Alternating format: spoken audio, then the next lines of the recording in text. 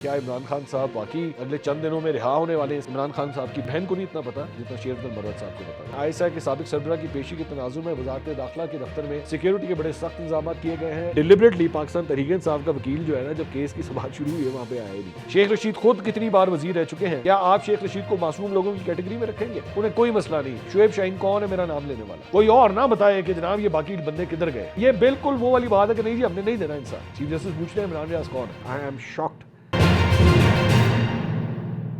अस्सलाम वालेकुम नाज़रीन, मैं हूं मंसूर अली खान। अपने डिजिटल चैनल के ऊपर आपको खुशामदीद कहूँगा। आप हैरान हो रहे होंगे कि मैं आजकल इतनी वीडियोस क्यों नहीं कर रहा। तो मैंने अपनी एक वीडियो के अंदर ये बताया था कि मैं छुट्टियों के ऊपर गया हुआ हूँ और पहाड़ों में जाने का वो जो शौक़ है उसकी वजह से आपसे रब्ता नहीं रहा। लेकिन मेरी टीम जो है वो फिर भी वीडियोज़ बना रही है और जो स्टोरीज़ होती हैं, जो तबसरे तज्ज़िये होते हैं, वो आप उन्हें मेरा ही तबसरा और तज्ज़िया समझिए और वो वीडियोज़ जो है हम पोस्ट करते रहेंगे। दूसरा, थोड़ी सी तबीयत ख़राब हो गई पिछले 2 दिन के अंदर, शायद कोई सही तरह एहतियात नहीं की तो ज़रा खांसी, नज़ला, ज़ुकाम ये सारी चीज़ें जो है ज़रा हो गई। तो अगर मैं चाहता भी तो वीलॉग नहीं कर सकता था, लेकिन अब कुछ बेहतर है। लेकिन अभी भी आवाज़ पूरी तरह ठीक नहीं है, तो इसलिए लेकिन फिर भी हाजिर हूँ आपके सामने। तो काफ़ी खबरें इकट्ठी हुई हैं, ज़रा उसके ऊपर बैठ के बात करते हैं। लेकिन उससे पहले आपसे रिक्वेस्ट है कि चैनल को सब्सक्राइब ज़रूर कीजिए। हम लोग अब सिर्फ तकरीबन 48,000 सब्सक्राइबर्स दूर हैं अपने 1 मिलियन सब्सक्राइबर्स के टारगेट से। तो आप ज़रूर सब्सक्राइब कीजिए अगर आपने अभी तक सब्सक्राइब नहीं किया हुआ। हमारी कोशिश है कि इलेक्शन से पहले ये टारगेट जो है हम ज़रूर अचीव कर लें और इंशाल्लाह कर लेंगे। बस आपका साथ चाहिए, आपका प्यार चाहिए। खबरें जनाब, बड़ी अहम खबरें आज के दिन की शामिल है। क्या इमरान खान साहब वाकई अगले चंद दिनों में रिहा होने वाले हैं, इसके बारे में भी बात करेंगे। लेकिन सबसे पहले खबर जो है वो जनरल फैज़ के हवाले से। तहरीक लबैक पाकिस्तान के फैज़ाबाद धरने के सहूलतकारों का पता लगाने के लिए सुप्रीम कोर्ट के हुक्म पर कायम होने वाले इंक्वायरी कमीशन में यह आज कहा जा रहा था कि जनरल फैज़ जो है उनके पेश होने का इम्कान है। जब तक ये वीडियो रिकॉर्ड हो रही है अभी तक कोई पेशरफ नहीं हुई है इसके अंदर। मुझे नहीं पता उसके बाद जो है कोई पेशरफ हो जाए, लेकिन अभी तक नहीं हुई हुई। और डॉन न्यूज़ के मुताबिक कमीशन में ISI के साबिक सरबराह की पेशी के तनाजुर में वजारत दाखिला के दफ्तर में सिक्योरिटी के बड़े सख्त इंतजाम किए गए हैं। इनको पहले एक नोटिस भेजा गया था, लेकिन बताया जाता है कि वो नोटिस चूँकि सर्व नहीं हो सका था तो इसलिए उस वक्त वो पेश नहीं हुए थे। उसके बाद एक दूसरा नोटिस इनको भेजा गया, उसके बाद जो है वो पेश होने के लिए जो है वो आ रहे हैं।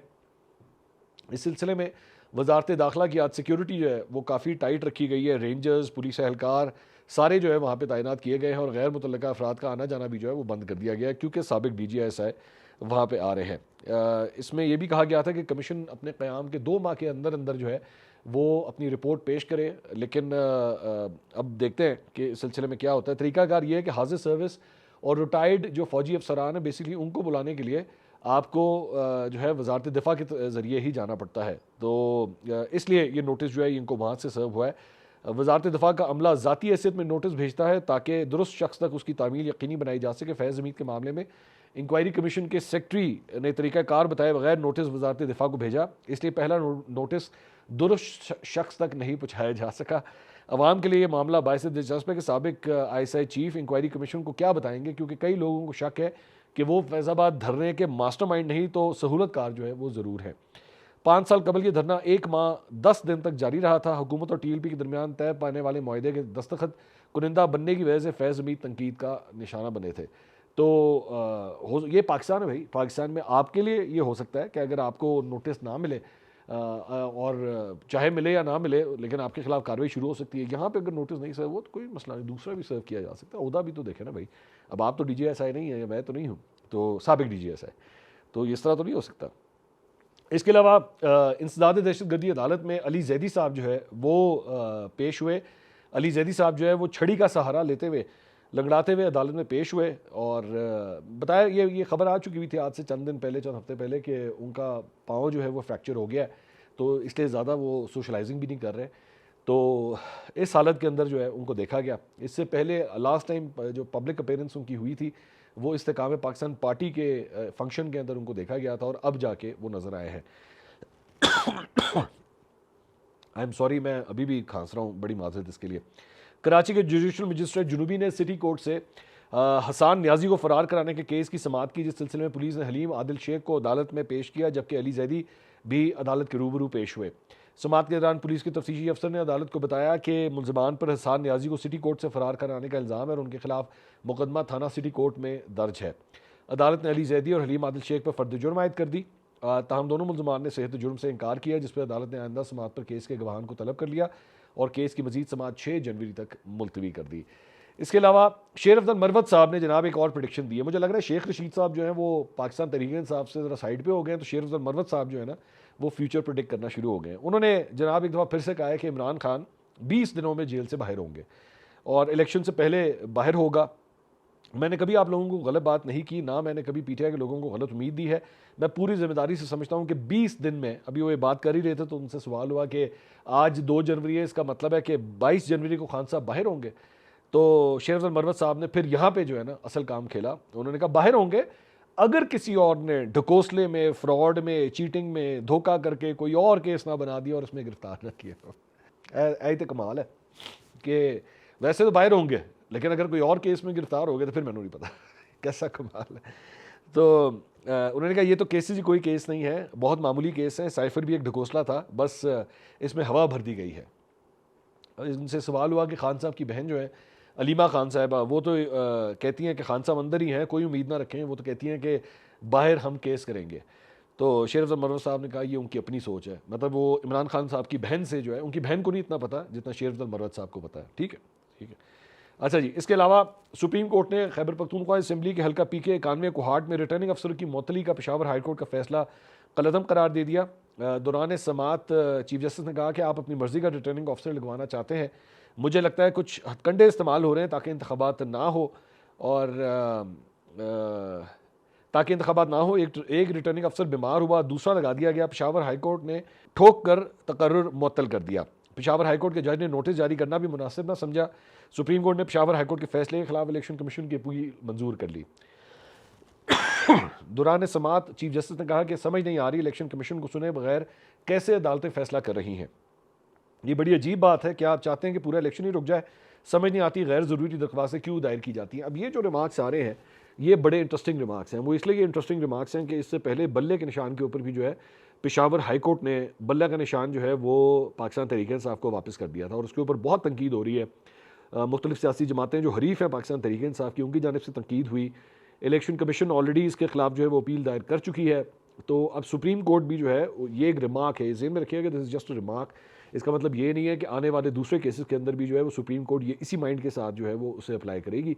लेकिन ये बड़ा एक इंपॉर्टेंट रिमार्क है कि पेशावर हाई कोर्ट जो है वो दूसरे हरीफ को सुने बगैर वो किसी किस्म का भी कोई फैसला दे रहा है। दूसरी जगह पे पेशावर हाई कोर्ट में पीटीआई इंट्रा पार्टी इंतखाबात, इंतखाबी निशान के मामले और इलेक्शन कमीशन की दरख्वास्त पर समाअत हुई। पेशावर हाई कोर्ट के जस्टिस एजाज खान ने दरख्वास्त की समाअत की। इलेक्शन कमीशन के वकील ने दलाइल देते हुए कहा कि इलेक्शन कमीशन की हाई कोर्ट के फैसले पर नज़रसानी की सदा है। इलेक्शन कमीशन ने पीटीआई को नोटिस जारी किया। इंट्रा पार्टी इलेक्शन पीटीआई ने सही तरीके से नहीं कराए। इलेक्शन कमीशन के इख्तियारात पर सवाल उठाए गए। कहा गया कि इलेक्शन कमीशन का फैसला गैर आइनी है। सिंगल बेंच ने इंतखाबी निशान से मुताबिक इलेक्शन कमीशन का फैसला मुअत्तल किया। इलेक्शन कमीशन को सुने बगैर हुक्म इम्तनाई जारी किया गया। इलेक्शन कमीशन इसमें फ़रीक था, इसको नहीं सुना गया। वफाकी हुकूमत केस में फ़रीक ही नहीं।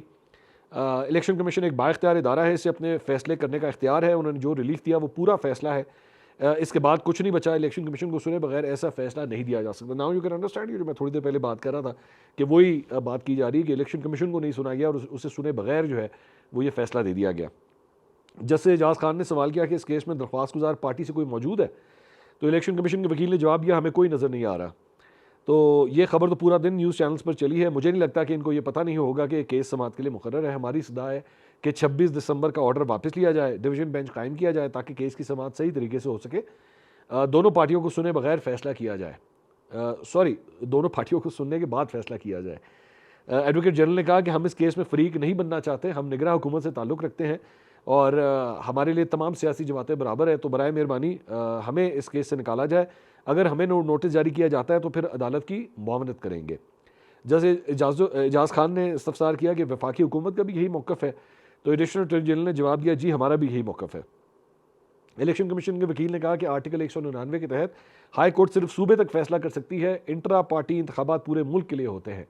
दलाइल मुकम्मल होने पर अदालत ने फैसला महफूज कर लिया और समाअत के दौरान पीटीआई वकील की सदा पर दरख्वास्त की समाअत कल तक के लिए मुलतवी कर दी गई। अब ये है टेक्निकल कहानी कि डिलिबरेटली पाकिस्तान तहरीक इंसाफ का वकील जो है ना, जब केस की समाअत शुरू हुई है वहाँ पे आया ही नहीं, और जब सारी समाअत हो गई तो बाद में उसने कहा कि जी वो ताड़ी मेहरबानी उन्होंने आगे कर दो। तो ये टेक्निकल गेम होती है, ये सारी साइडें खेलती हैं। ये नहीं कि पाकिस्तान तहरीक इंसाफ ने खेला है, सारी साइडें जो है वो ये इस किस्म की डंडी मारती हैं। तो पाकिस्तान तहरीक इंसाफ के वकील ने भी फिर यही डंडी मारी है, ठीक है।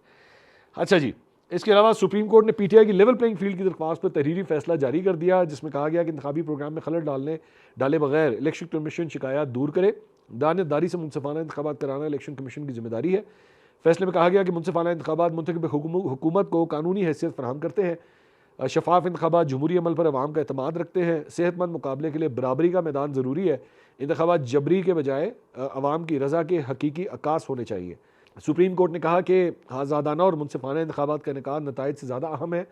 इलेक्शन कमीशन जमहूरी अमल में अहम किरदार अदा करता है। इलेक्शन कमीशन की जिम्मेदारी इंतखाबात को बदअनवानी से बचाए। तो ये ठीक है, मैं ये सुप्रीम कोर्ट का ये फैसला तो आ गया, ये हुक्म तो आ गया, लेकिन इसके ऊपर इम्प्लीमेंट कितना होता है आई डोंट थिंक सो। मुझे नहीं लगता कि कुछ भी इसमें जो है वो तब्दील होगा। आगे देखते हैं खैर क्या होता है। अच्छा जी, एक और जो बड़ा इंपॉर्टेंट केस है, ज़रा उसके बारे में मैं बात करना चाहता हूँ, और वो केस जो है वो गुमशुदा अफराद के हवाले से है। ये बड़ा इंटरेस्टिंग केस है, ज़रा इसको डिटेल से सुनिएगा ताकि मैं ज़रा तफसील से इसके ऊपर बात करना चाहता हूँ। चीफ जस्टिस काजी फाइज ईसा की सरबराही में 3 रुकनी बेंच ने लापता अफराद और जबरी गुमशुदगियों के खिलाफ केस की समाअत की। जस्टिस मोहम्मद अली मज़हर और जस्टिस मुसरत हिलाली भी बेंच का हिस्सा थी। एतजाज़ हसन साहब के वकील शुएब शाहीन साहब, जो बेसिकली पाकिस्तान तहरीक इंसाफ से ताल्लुक़ रखते हैं, वो एतजाज़ हसन साहब की इसमें नुमाइंदगी कर रहे हैं। उन्होंने लोगों की गुमशुदगी और फिर एक तरह से नमूदार होने का नुक्ता उठाया। ये बेसिकली वो मामला है, वो जो सदाकत अली अब्बासी, तो फ़ारूक हबीब, तो शेख रशीद और ये अली नवाज़ अवान और ये उस्मान डार, ये बेसिकली वो वाला सारा मामला है। अदालत ने सवाल किया कि आप क्या चाहते हैं कि हम क्या करें, अपनी सदा बताएं। वकील ने कहा कि लापता अफराद कमीशन अपना काम नहीं कर सका और ना कर सकता है। चीफ जस्टिस ने मार्क्स दिए कि कमीशन कब का है, तब किसकी हुकूमत थी। शुएब शाहीन ने बताया कि 2011 में पीपल्स पार्टी की हुकूमत के दौरान कमीशन बना। चीफ जस्टिस ने मार्क्स दिया कि एतजाज़ हसन क्या अपनी ही हुकूमत को नोटिफिकेशन मुअत्तल कराना चाहते हैं। शुएब शाहीन ने बताया कि कमीशन ने की अपनी रिपोर्ट के मुताबिक अभी तक 2200 लोग लापता हैं। जस्टिस मियां मोहम्मद अली मज़हर ने रिमार्क्स में कहा कि रिपोर्ट में यह भी लिखा है कि कितने लोग बाजियाब हुए हैं। चीफ जस्टिस ने रिमार्क्स दिया कि एतजाज़ हसन खुद पीपल्स पार्टी हुकूमत में वजीर भी रहे, जिस पर शुएब शाहीन ने कहा कि जब कमीशन बना वो शायद वजीर नहीं थे।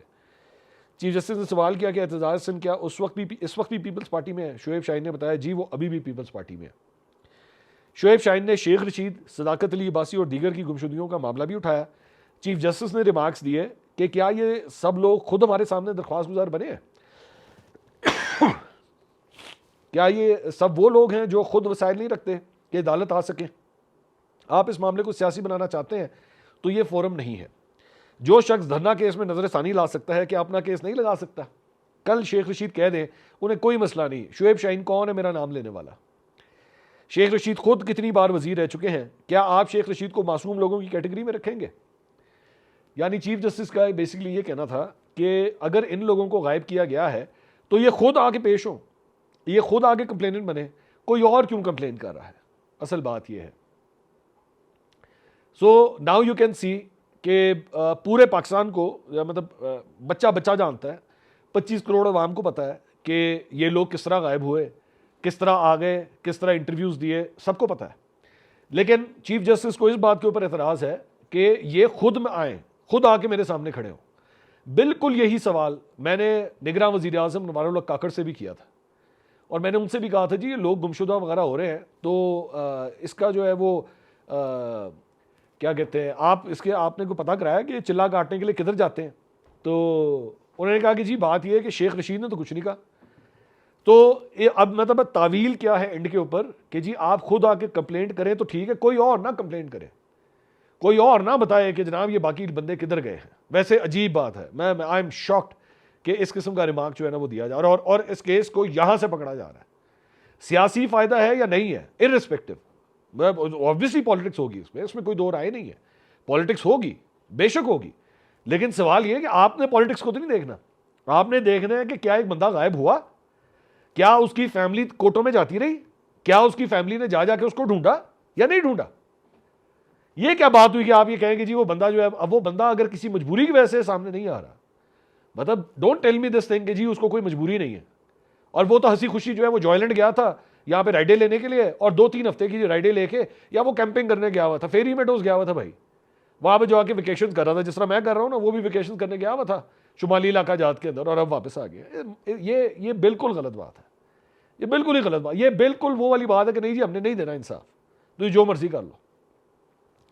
आगे चीफ जस्टिस ने रिमार्क्स दिए कि क्या इस बात पर रंजीदा है ये पीटीआई छोड़ गए हैं, क्या हम इन्हें यह कहें कि वापस पीटीआई में आ जाएं, या तो किसी को एतजाज हसन के सामने उठाया गया हो तो वो बात करे, या कोई खुद आकर मुझे कहे कि जी मुझे अगवा किया गया तो हम सुने। आप इनकी जगह कैसे बात कर सकते हैं? शुएब शाहीन, क्या आप इनके गवाह हैं? शुएब शाहीन ने कहा पूरा पाकिस्तान गवाह है। इस पर चीफ जस्टिस ने कहा कि आप ऐसे डायलॉग ना बोलें, आपने सिर्फ एक पार्टी के लोगों का जिक्र किया, ये सब हमारी पार्टी छोड़ गए, इसका हमारे पास कोई हल नहीं, हम इस मामले को बहुत संजीदा लेना चाहते हैं। शुएब शाहीन ने कहा कि बलोच लापता अफराद का मामला भी हमने दरख्वास्त में उठाया है। चीफ जस्टिस ने मार्क्स दिया कि सियासी मकासद के लिए अदालत को इस्तेमाल नहीं होने देंगे, अगर आप हमारा मजाक उड़ाएंगे तो हम इसकी इजाज़त नहीं देंगे। मोहम्मद खान भट्टी कौन है और आपका इससे क्या ताल्लुक है? शुएब शाहीन ने बताया कि पहले ये लापता थे, अब पेश कर दिए गए हैं। चीफ जस्टिस ने मार्क्स दिया कि आप किस मुंह से बात कह रहे हैं, सियासी पॉइंट स्कोरिंग की इजाज़त नहीं दे सकते। तो शुएब शाहीन ने कहा कि शीरी मजारी ने इस मामले पर बिल पेश किया जो गायब हो गया। चीफ जस्टिस ने पूछा, इस्तफसार किया कि क्या इस मामले पर शीरी मजारी ने इस्तीफा दिया? चीफ जस्टिस ने रिमार्क्स दिया कि ये मसला ये है कि जब सब ओहदे पर होते हैं तो जिम्मेदारी कोई नहीं उठाता। बिल क्या सेनेट से गायब हुआ था? चेयरमैन सेनेट कौन है, किसके वोट से बने हैं? शुएब शाहीन ने बताया कि सेनेटर के वोट से सादिक संजरानी चेयरमैन सेनेट है। चीफ जस्टिस ने कहा कि आप नाम ले कि किस पार्टी के वोट से बने थे? शुएब शाहीन ने कहा कि पीपल्स पार्टी और पीटीआई के इत्तेहाद से वो चेयरमैन सेनेट बने थे। चीफ जस्टिस ने मार्क्स दिया कि आपकी पार्टी के वोट से बने चेयरमैन सेनेट ने आपका बिल गुम कर दिया, क्या आपने इस पर उन्हें हटाने की दरख्वास्त की? आपने चेयरमैन सेनेट पर एक संजीदा इल्ज़ाम लगाया है। शुएब शाहीन ने कहा कि मैंने दरख्वास्त में इस मामले पर कोई इस्तदा नहीं की, ये सारा वाकया एक बैकग्राउंड के तौर पर लिखा है। शुएब शाहीन ने कहा कि मैंने दरख्वास्त में इस मामले पर कोई इस्तदा नहीं की। चीफ जस्टिस ने रिमार्क्स में कहा कि आपने बिल गायब होने का जिक्र किया तो फिर सादिक संजरानी को फरीक तो बनाएं। बिल अगर गायब हुआ है तो इसका मतलब है बहुत बड़ी साजिश हुई है। ये केस तो लापता अफराद से लापता बिल का केस बन गया है, हमें वो बिल दिखा तो दें। शुएब शाहीन ने बताया कि वो बिल मेरे पास नहीं है, जिस पर चीफ जस्टिस ने कहा कि हमने वो बिल यहाँ से प्रिंट निकलवा लिया है और ये बिल तो शेख रशीद अहमद का था। चीफ जस्टिस ने कहा कि आपने इमरान रियाज का जिक्र भी किया, ये कौन है? चीफ जस्टिस पूछ रहे हैं इमरान रियाज कौन है, क्या इमरान रियाज अब भी लापता है? शुएब शाहीन ने जवाब दिया अब लापता नहीं, मगर जब घर वापस आए तो हालत गैर थी। चीफ जस्टिस ने सवाल किया क्या इमरान रियाज असर और रसूख वाले नहीं, क्या मतीउल्लाह जान अगवा नहीं हुए थे? क्या अब आप मतीउल्लाह जान और असद अली तूर का नाम शामिल क्यों नहीं करते? आप इन लोगों का नाम ले रहे हैं जो इस बात पर खड़े ही नहीं कि वो अगवा हुए हैं, जबकि मतीउल्लाह जान और असद तूर ने तो नहीं कहा कि वो शुमाली इलाका जात गए। शुएब शाहीन ने कहा मैं मतीउल्लाह जान के केस में पेश हुआ था। चीफ जस्टिस ने रिमार्क्स दिए हम ये सब कुछ होने से पहले उस वक्त नोटिस लेकर केस चला रहे थे, लेकिन इस वक्त वो केस नहीं चलने दिया गया। अब बगैर किसी तफरीक के सब सहाफ़ियों के नाम लिख देते हैं। शुएब शाहीन ने दलाइल में कहा कि मैं 2023 में बात करूंगा तो उन्हीं का जिक्र करूंगा जिनको उठाया जा रहा है, उनका जिक्र नहीं करूंगा जिनको प्रोटोकॉल मिल रहा है। चीफ जस्टिस ने इस्तफसार किया क्या आपने कोई फहरिस्त लगाई कौन कब से लापता है? आपने कहा वज़ीर आज़म ने जो 50 लोगों के गुम होने की बात की वो गलत है, आप तारीखों के साथ फहरिस्त देते तो हम देख लेते तब किसकी हुकूमत थी, हो सकता है कि उसमें आपकी हुकूमत भी आ जाती। चीफ जस्टिस ने सवाल किया कि लापता अफराद कमीशन का सरबराह कौन है? शुएब शाहीन ने बताया कि justice retired Javed Iqbal commission के सरबराह है। चीफ जस्टिस ने रिमार्क्स दिए कि क्या आप जावेद इकबाल से मुतमईन हैं या तब्दील कराना चाहते हैं? शुएब शाहीन ने कहा मैं चाहता हूं कि एक आलमी मेयार का नया कमीशन बने। इस पर चीफ जस्टिस ने सवाल किया कि क्या आपकी हुकूमत ने जावेद इकबाल को तब्दील किया? शुएब शाहीन ने बताया कि जावेद इकबाल को किसी हुकूमत ने तब्दील नहीं किया। चीफ जस्टिस ने कहा कि आप जिम्मेदारी नहीं ले सकते? वकील ने कहा कि मैं इस मामले की जिम्मेदारी नहीं ले सकता, केस खारिज करवा सकता हूँ। चीफ जस्टिस ने रिमार्क्स दिया कि केस अब खारिज नहीं करने देंगे, हम इस मसले का हल ढूंढेंगे। शुएब शाहीन ने कहा कि इंशाल्लाह हम यही चाहते हैं। चीफ जस्टिस ने रिमार्क्स दिया कि पाकिस्तान हम सबका है, मिलकर ही चीज़ें ठीक करना होंगी, एक दूसरे पर उंगलियां उठाने से नफरतें कम नहीं होती, ये बहुत कर लिया, एक वजीर अपने बिल की हिफाजत नहीं कर सकती, लापता अफराद की हिफाजत कैसे करेगी? चीफ जस्टिस ने रिमार्क्स दिया कि हम निगरान हुकूमत को सिर्फ उनके दौर में गुम हुए लोगों का जिम्मेदार ठहरा सकते हैं, हम लापता अफराद के मसले को हमेशा के लिए हल करना चाहते हैं। बाद में समाअत कल 11:30 बजे तक मुलतवी कर दी गई। अब मैं वैसे रियली आई एम शॉक्ड कि चीफ जस्टिस जो है वो इस पूरे केस को ले किस तरह रहे हैं। आई मीन आपको उन सहाफ़ियों के नाम बताएं, आपको उन लोगों के नाम बताएं कि जो गायब हुए हैं। ये नहीं है कि चीफ जस्टिस को ना पता हो, सब पता है, सारा पता होता है। आप उनको बुला लें, उन सबको सामने बुला लें, अदालत में बुला लें, इमरान रियाज तो कह भी चुके हैं अभी रिसेंटली एक इंटरव्यू के अंदर कि अगर मुझे कोर्ट बुलाएगी तो मैं बताने के लिए तैयार हूँ। तो आप बुला लें इमरान रियाज को, आप और कुछ नहीं, इनको बुला लें ना, मतीउल्लाह जान को बुला लें, असद अली तूर को बुला लें, आपने खुद ही इनके नाम लिया, आप इनको बुला लें। लेकिन actually taking it from this angle कि जी चूंकि वो बोल नहीं रहे या वो बात नहीं कर सकते, आप जरा बाहर जाके देखें तो सही इस वक्त माहौल क्या बना हुआ है। आपको या तो आइडिया नहीं है कि इस वक्त हो क्या रहा है मुल्क के अंदर, या तो आप बिल्कुल अपने कोर्ट रूम नंबर 1 के अंदर ही इस वक्त महव है और यू हैव नो आइडिया कि मुल्क के अंदर क्या हो रहा है। कि आप ये कह रहे हैं कि जी इसके ऊपर तो सियासी पॉइंट स्कोरिंग हो रही है, करती है सियासी जमातें, सारी पॉइंट स्कोरिंग करती है। आपका ये ताल्लुक नहीं होना चाहिए कि क्या कोई पार्टी सियासी पॉइंट स्कोरिंग के लिए सब कुछ कर रही है या वाकई कोई नाइंसाफी हुई है। आपका काम इंसाफ देना है, आपका काम सिर्फ किताब के साथ है। हर जमात, अब पैनामा केस था, पैनामा केस के अंदर सियासी पॉइंट स्कोरिंग नहीं हो रही थी, पाकिस्तान तहरीक इंसाफ उसका माइलेज नहीं ले रही थी, टॉक शोज के अंदर, जलसों के अंदर पैनामा की वीडियोस चलाई जाती नहीं हो रही थी पॉइंट स्कोरिंग। लेकिन पैनामा एक केस था, अदालत ने सुना उसे सिंपली। इस तरह और बड़े केसेस हैं, आप भी सुनते हैं, उसके अंदर भी सियासी पॉइंट स्कोरिंग होती है। लेकिन इसका मतलब ये तो नहीं कि आप ये कहें जी चूंकि तू पॉइंट्स को सियासी पॉइंट स्कोरिंग कर रहा है तो इसलिए मैं ये केस मानता ही नहीं। You can do that. I am surprise कि चीफ जस्टिस ने किस किस्म के रिमार्क्स दिए। खबरें और भी थी लेकिन टाइम कम हो गया और मेरा गला और बैठना शुरू हो गया। अगली वीडियो में आपसे दोबारा मुलाकात होगी। अल्लाह हाफिज़।